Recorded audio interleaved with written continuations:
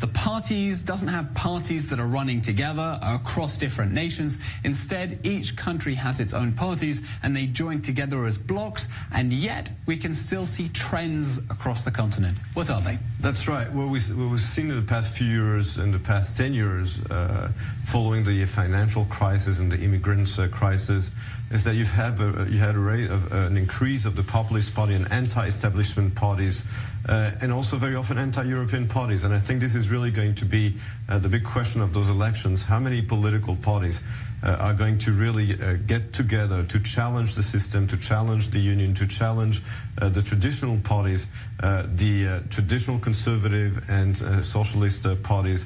How much seats are they going to lose?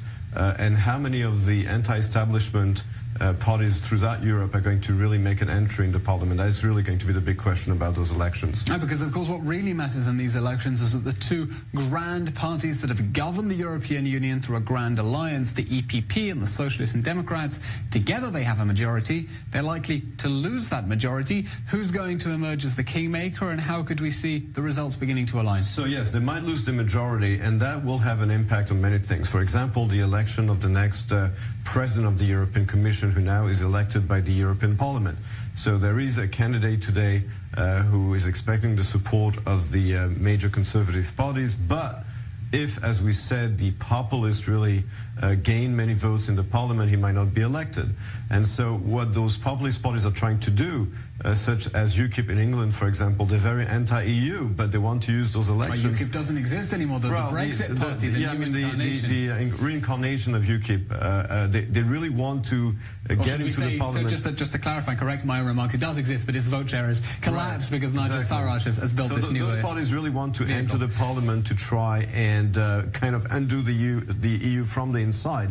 So it will be really interesting to see what the results are going to be, but there will be impacts because, as I said, the European Parliament today has more powers than it used to have. And how do you explain this trend that, apart from the rise in populist parties, you mentioned Matteo Salvini and other populists across Europe, whether it's from Poland or Hungary or even Britain, wherever, the liberal parties, the ALDE, the Liberal Alliance, is also expected to increase votes. Some people might think that's slightly counterintuitive. Yes, it is counterintuitive, but first of all, we have to see the results, because those liberal parties haven't done very well throughout Europe.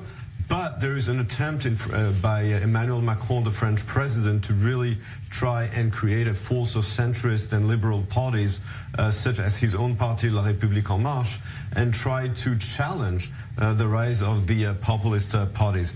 And in a way, you do have some kind of a struggle today in Europe through those elections between Emmanuel Macron and Matteo Salvini, and they're really clashing against each other, with Salvini trying to create a force of nationalist and populist parties, and Macron trying to revive the liberal centrist parties in Europe.